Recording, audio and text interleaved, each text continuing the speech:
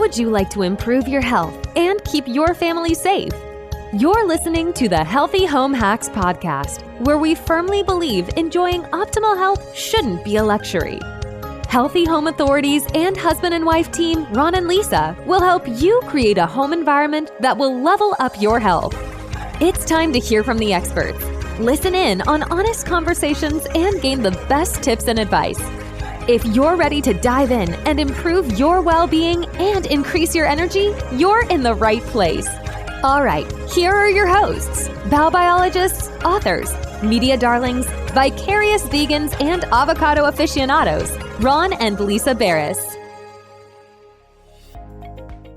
This episode of Healthy Home Hacks is brought to you by Veris Residential, a forward-thinking and socially responsible real estate investment trust that provides holistically inspired, Class A multifamily properties that meet the sustainability-conscious lifestyle needs of today's residents.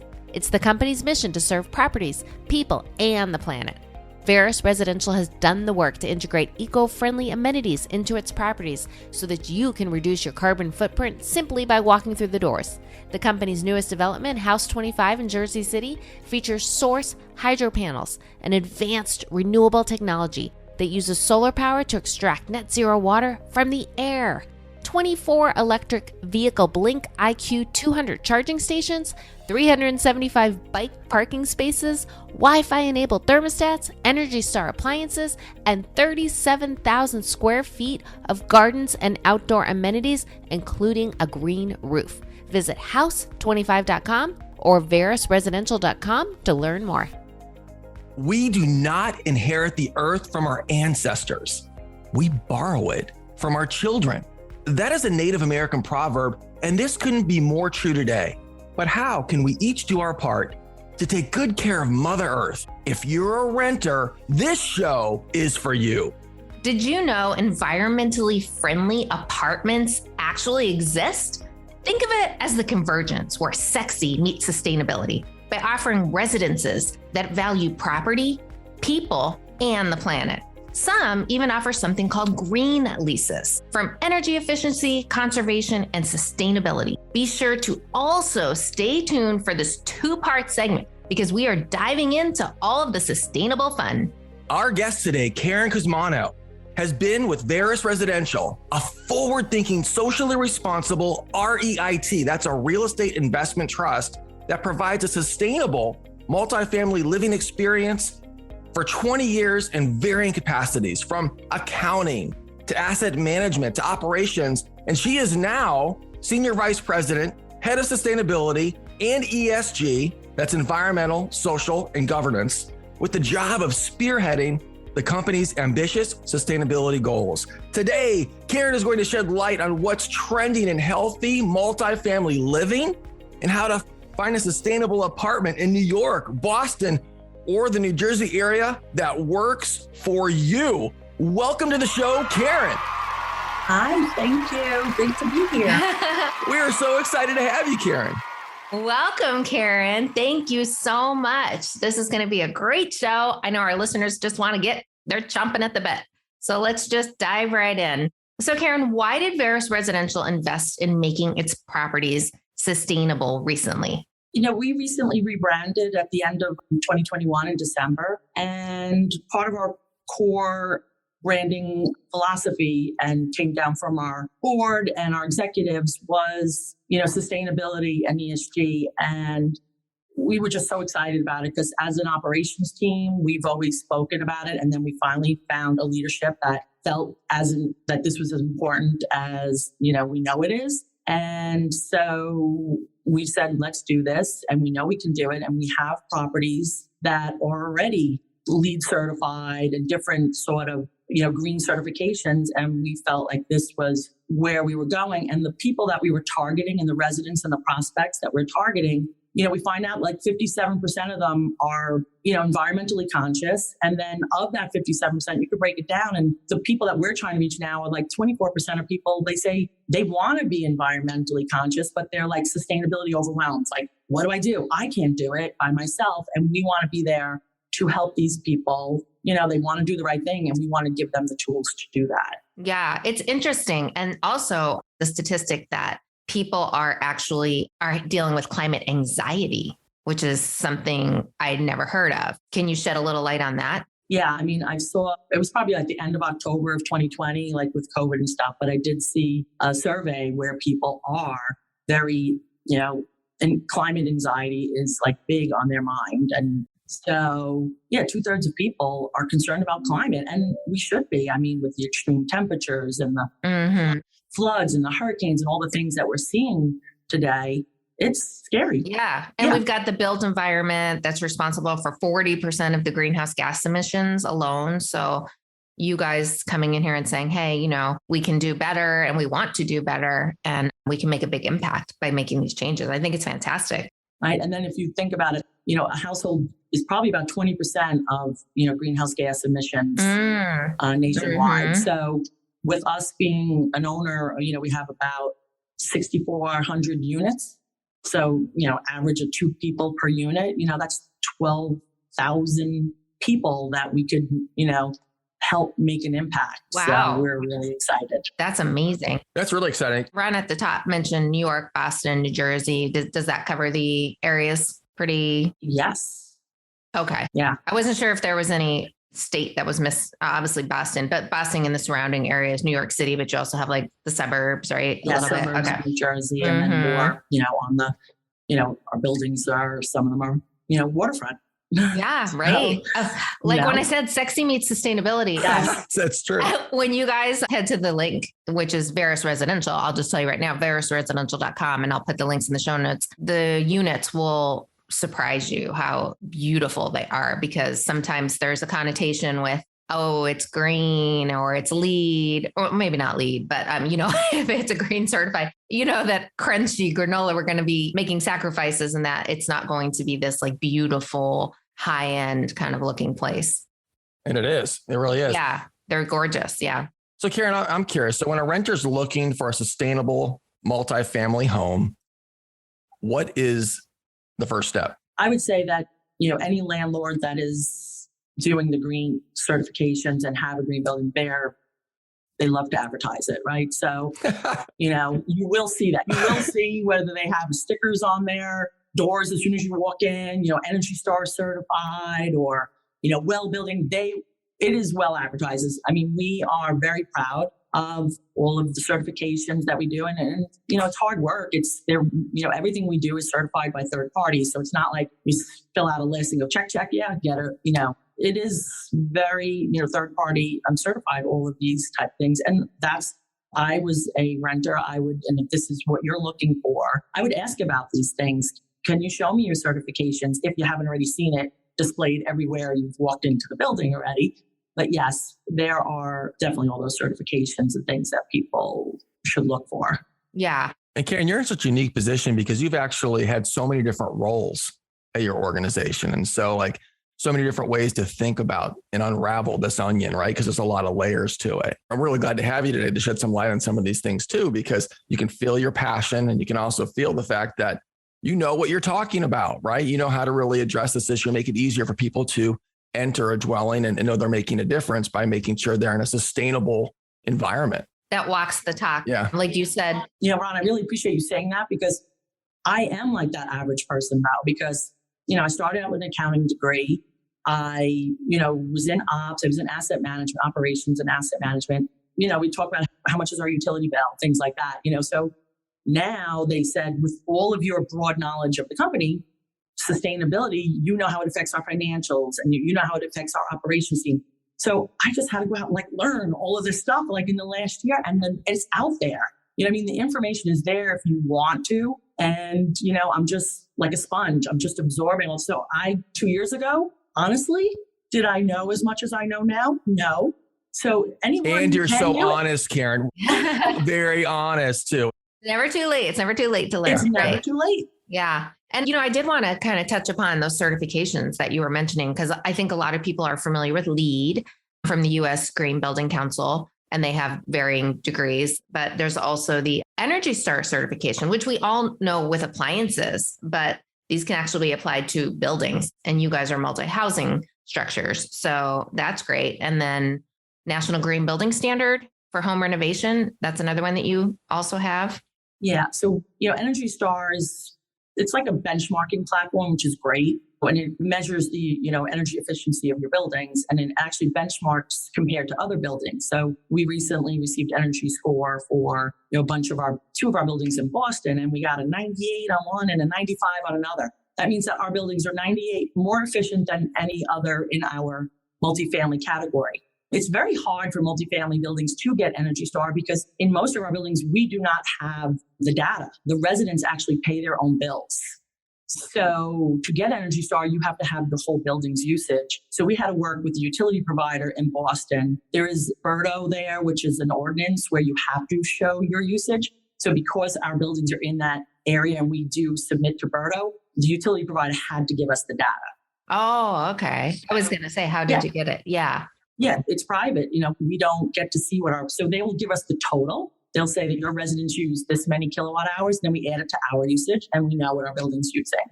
And then an engineer has to come in and third party authenticate the data. So it's really, we were really excited because, everyone's like, you can't get it for multifamily. You can't get it. I'm like, yes, you can. Wow. If you can get the data. So we pushed and now we're pushing to get it in Con Ed. Our New York building is supposed to supply us that data. So we're going to try to get Energy Star for that building. And is that earned because you have Energy Star appliances in the units, or is that because people are, limiting and watching their usage themselves, or is it both?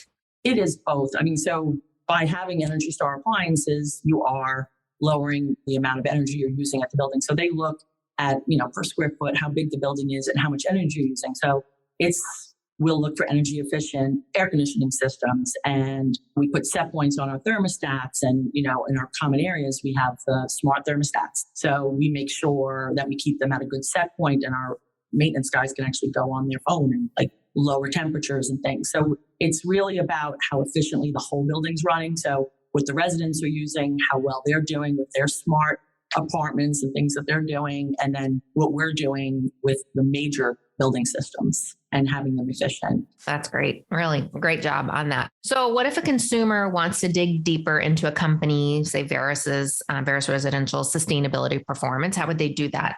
I would say the first place I would go is to I call it the ESG report, which is the environmental social governance report, or they call it a CSR report, corporate social responsibility. And most of these companies that are owning our residential will post that. So you can go on there. It's a great read. I find it exciting. Probably boring to some people, but ours is on there, and ours, we have an interactive, you could click on what you want to see. If you want to see our people, you click to the people. It's very interactive, our ESG report. So it's, if you go to our website, and all big companies that have these sustainability frameworks and goals, we would hope that they would have an ESG or a CSR report that they publish. So on the website, typically, usually you just go to their website. I go there and I read everybody's. So sounds so boring. Who needs tabloids? So you're competitive, Karen. So Karen, you're looking at the competition. Always. We talk about this all the time as a company. We're all in this together. So I want someone to go and read Veris Residential's ESG report and go, holy cow, look what they're doing. Yeah. I want to do that too. And then I want to look at theirs and go, wow, they're doing that now. It's a marathon, right? We're all in this, and I want you to beat me so that I can beat you the next time. And then together we're making an impact. So I look at it as great competition for the good of everybody. So yeah, raising the bar. Yeah. Raising the bar for others, because there's a green cleaning company, you probably heard of them, Ecos, and we've had them on the show and toured their factories, and they turned all their factories across the country and fully solar, and they just do so much in the sustainability factor, in addition to making non-toxic plant-based cleaners that have the EPA certification and all of that. But the CEO, she goes and speaks all around, and she says the same thing. I want everyone to follow suit. I want this to be inspiring for other companies, not oh, you're doing that. And, it's a competition, but rather how can we lift each other up and inspire and empower? It's interesting you say that, because I joined a group with the National Minority Supplier Development Council, and we work with suppliers. And when we got into this group, someone said to me, are we going to sign an NDA? And I'm like, really? Like, I think we should be sharing. If you're using a good vendor that, to not be able to disclose what each other's doing was like, I was like, that's kind of defeats the purpose of what we're doing. Like, we should be sharing and not be afraid to speak up and go ahead, do what I'm doing. Then, I'll do better. Right. Yeah. There's room for everyone. There really is. I know there were some highlights too recently with the company, right? Wasn't there something in 2021 where something in regards to greenhouse gas emissions that you guys achieved and had amazing accolades in regarding that issue? Yeah. I mean, we used 2019 as our benchmark year or baseline year, you would call it. And we've since 2019, when we published our 2021 ESG report, we've reduced our greenhouse gas emissions by 34% since 2019. That's great. Yeah. So we're really excited about that. We have the Science-Based Target Initiative where we've committed to 50% reduction by 2030. So we're really excited. We feel like we're getting close to that. And then we've also, on top of greenhouse gas emissions, I also want to see our energy reduction go down. So we are seeing our just energy usage go down.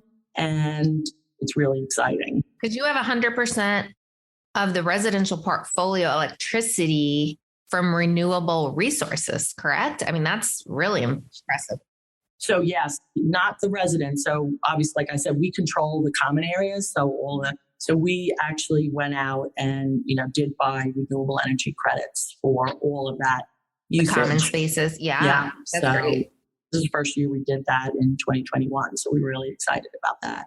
That's excellent. And we'll continue buying renewable energy credits. People will say, well, if you have money, you can buy it. So that's not just what we want to do. We want to make sure energy reduction and efficiencies are on the forefront of what we're doing. And then what's left, to get to where we will buy. But I don't want to, and we don't want to rely on just buying things. We want to make sure that we are actually getting the efficiencies and the reductions. So therefore, each year we have to buy less and less, maybe do some on-site renewable. And we're always looking for new ways to create an impact and lower our, usage. Well, that's excellent. One thing I heard too was that Veris Residential also submitted properties for the WELL health safety rating. What is that? Our listeners want to know. Yeah, WELL is really exciting. So the WELL health safety rating, in the name, you kind of can gather some information on what it is. And so basically WELL is an independent party, again, who, will certify things through a third party, things that you do at your building. And there's I want to say over 20 different facets of the building they look at, from water quality to air quality to, energy efficiency, all different, even your policies, how you treat your employees and pay and time off. And to get the rating, you have to at least hit 15 of these, I want to say a little over 20 different things. You have to hit 15 of them to get the rating. So last year we went through all of the buildings that we own 100%. And we went through and did this and we're like, wow, we have this, and they do audit some of it. So they actually need to see pictures to prove that you're able to open windows and let, air come in, natural light. It's all these different things that they test. And, emergency, like if we can get people, our emergency responsiveness and vaccinate, all different things. And to show that the building clean products and using green cleaning products and things like that. That was one of the certifications that we got. So things that you don't even think about, like comfort, like, the sound and the lighting and the community, right? I know that that's a big area for you guys, the green roofs, the beautiful community spaces, so many parts that, kind of an umbrella that encompasses what it really means to live healthy and well. It's not just, all the green stuff is great, but it's also like the well-being of the occupants. So I think that's really fantastic. And it feels great to, you realize that we've been doing all this and we go through the checklist, we're doing this. And what's also is great about doing all these type of certifications and you learn other things that you could do. Like we got 15, but we probably could get 18 if we just do this. And if we just do this. So this year we're adding, air quality and water quality testing we're going to do at our buildings. It's important. And, residents might want to know. So we're going to put that in. So as we do all these certifications, we're learning things that we could do to even be better and to, step up our game. Yeah. I think I heard you have good air filtration too, like the good MERV ratings and all of that. Yeah. That's really important. That's part of it too. Yeah. Yeah. So important. We take these certifications for granted, right? These third-party certifications, but it's very difficult to achieve these. And you've actually put yourself to the fire by doing multiple certifications, not just for sustainability, but also for the health of the occupant. Like Lisa said, it's not just, checking the box, it's living it. And you really have to do it to get these organizations to back and certify what you're doing. So hats off to you, Karen. You're leading a great charge. Does every property have that health and safety rating? So all of our wholly owned buildings, so we actually have like 4 buildings that we're joint venture partners in. But this year we are reaching out to our joint venture partners and they're excited about it too. And they're like, yes, let's do it. So we're going to add it to our joint venture buildings also. But currently it's the buildings that we own 100% of. And then we're going to be adding our 4. And then we're actually going to add our new building, House 25, that we just came on. Yeah, check out the pictures of those guys. That's a stunning property. I know. I'm like, wow. Yeah. It's amazing. And then I know you don't consider the properties like a luxury, but really when you look at that, you're like, yeah, that's pretty luxurious, but livable kind of, not, not like you can't touch anything. You wouldn't even know what's happening. Yeah. You do. You can tell that there's certain things that when you're in there, you're like, I know. I'd love to see it in person. So Veris recently started adding something called a green lease for its residents. Can you explain to our listeners, Karen, what that is? So I would say a green lease, we call it our sustainable living addendum to the lease. It's really just, we encourage our residents. So it's like a whole section that really encourages them and gives them areas that they can think about regarding energy efficiency, water efficiency, waste, and, just the indoor environment. So we encourage them, We actually did add in our House 25 lease, which we thought was really courageous and, ambitious. We actually added a set point to their thermostat. So like the EPA and says that you could apartment in the summer, in the winter 68 is an okay temperature in the winter, in the summer 78.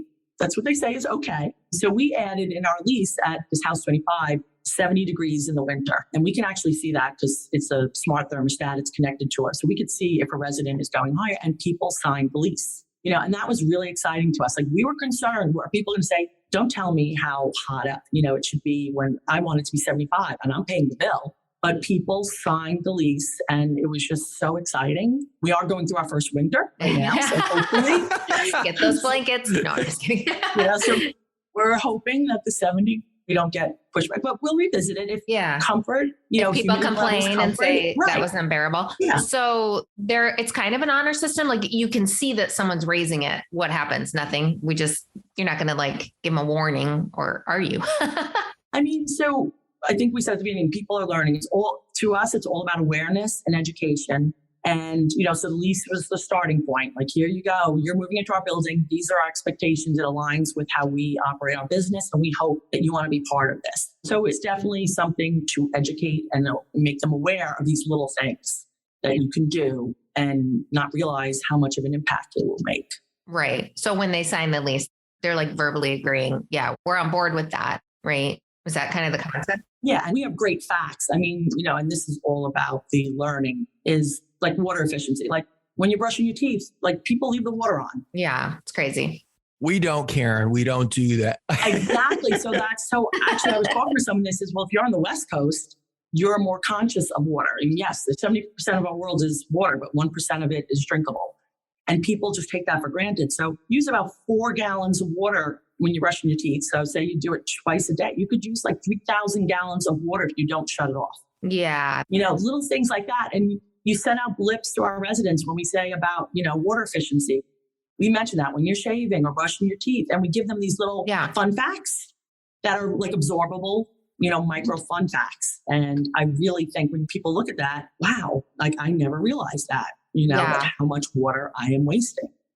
Oh, right. And it's not something like that, especially, it's not an inconvenience. It's that we kind of really weren't taught from the beginning that you should do that. Because I remember when I first discovered that, shut off the water when you're brushing your teeth. Now it seems so wasteful. Why would you ever just want it running?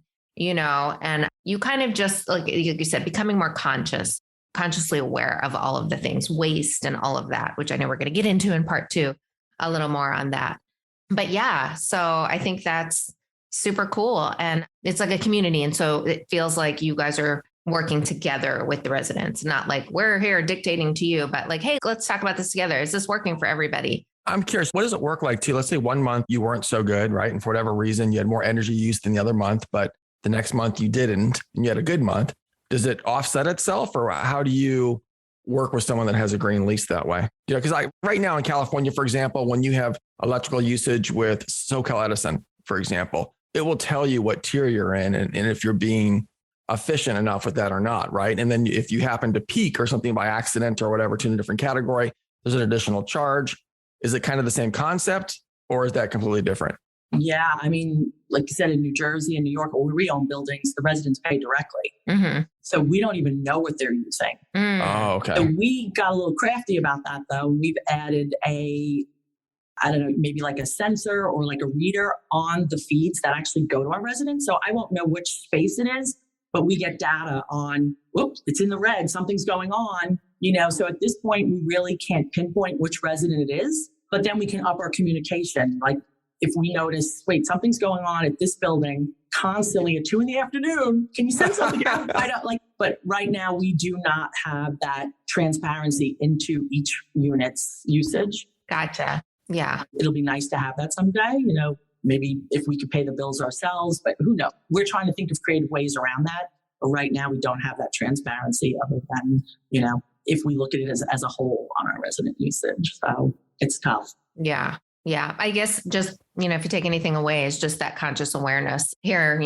We're on the West Coast seeing just crazy spikes in the electricity bills and all of this. And everybody's become a little more consciously aware, people that weren't at all before. So there's, like you said, there's just simple things we can do. Obviously the big energy hogs, that we pretty much know are the dryer, the refrigerator, right? These are like the big ones. So like choosing the times, the non-peak times to be using some of those appliances, things like that, just kind of rescheduling a little bit without feeling inconvenienced. We do. I mean, we have that at one of our buildings in Con Ed in New York, which is great. We have a program called Grid Rewards. So our residents actually can sign up and they will actually get paid if they'll get like one of my community managers, he said, the other day I was out and my girlfriend is in the apartment and I got a notice. Don't wash your dishes now because it's a demand response and the grid is dirty now and do it later. So he's texting her, hey, don't use your dishwasher now.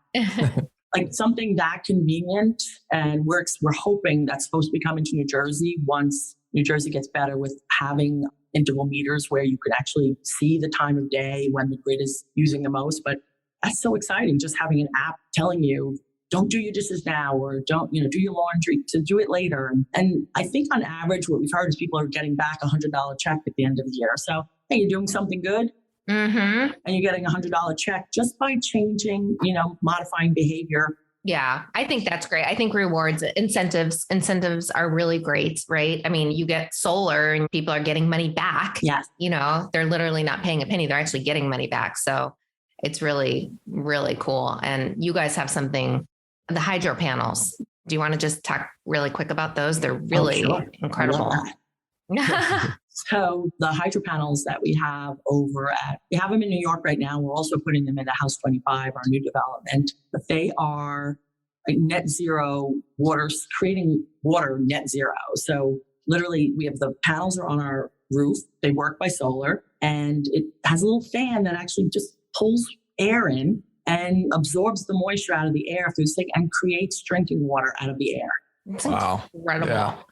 It's so crazy. It is crazy. And we have it set up so that the water that's collected goes into our water fountains in our gym. So people can go, and we have like 15 panels on our roof, and each panel does about like little over 1.2 gallons of water a day. So we get about 20 gallons of water. Obviously weather permitting, like when it gets colder, it's not going to be as good. So we have to get through the winter and see. But, right. And then our residents, and they know they're just they go with their bottles underneath the fountain in the gym and they're having water and it's mineralized. Like people are like, oh, New York air, it's mineralized. I was going to say, is there a filtration system between there to there? They mineralize it to, take care of it and filter it. And then, so, I had her marketing went out and she drank it and she said it was lovely. So, wow. So it's not like, oh, it can only be used on like plants. It's actually drinkable. That's amazing. The company that is doing this really does want the water to be drinkable water. Yeah. Because they want it to be a solution like in countries where there are issues with water. So to be able to create water out of air like literally. In the desert. Yeah. Like the saying, creating it out of thin air. No, it literally is. Next time they'll be making money. They'll be printing. It sounds like these will be on every California home or Arizona home in the world. Or actually, every home right in the state. Arizona. Yeah. The drought. Well, there's actually 29 states right now in a drought situation. That was literally a stat from just last week because we interviewed a landscaper here in Southern California who does native landscaping, which is really, really interesting. It's basically, she goes, people always think it's just like a cactus or something when they hear native, but native is really what's native to your region. So wherever you live, the plants that naturally grow there. And here we're in a Mediterranean climate in Southern California.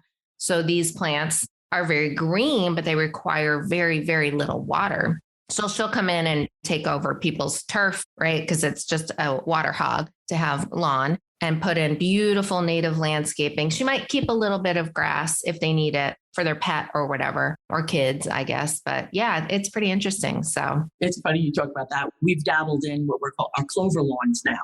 So we're actually doing about that. Oh, she actually mentioned that. Yeah. Yes. So you just mentioned the dogs. Many of our residents, we're pet friendly. So many of our residents have their dogs that always find that one spot in front of the building where everyone's walking in that they just seem to love. So it doesn't look very nice. And we're constantly replanting and trying to figure out solutions. So one of our community managers said, I've tried clover lawns at my house. Let's try it. And we're loving the way it looks. It uses less water. So we're able to turn off irrigation there, which we do have this smart range system that does help us with, lowering our irrigation as it is. But, flow and it's not turning colors when the pets are out there. Yeah. Okay. So we're always piloting fun different things. That's so interesting. Karen, what does it look like? A little clover. Yeah. And you could still we don't have to mow it as much. So operationally, and when you mow it, it really does look good. Yeah. Cause it's a dark, right?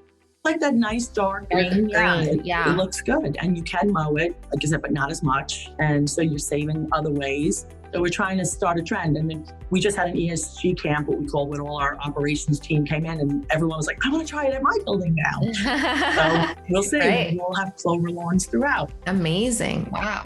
And then obviously in the winter it doesn't matter because there's snow on it typically, right? Yeah, but but does it go like regular grass that turns brown? It'll be dormant in the winter. Again, this is our first winter going through it. So we're excited. We shall see. I feel like I keep saying that, but we're hoping that it's going to come nicely.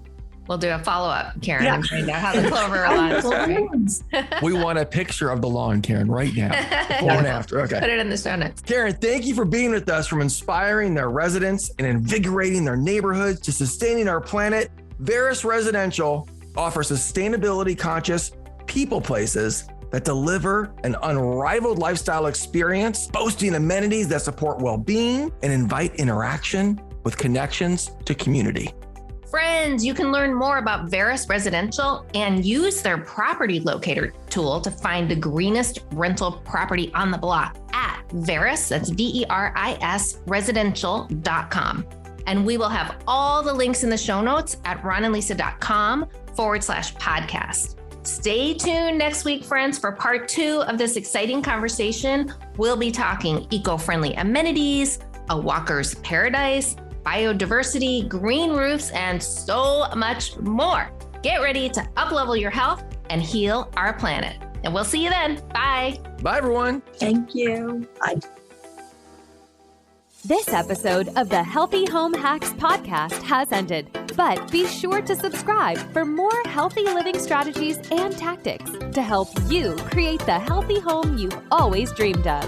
And don't forget to rate and review so we can continue to bring you the best content. See you on the next episode.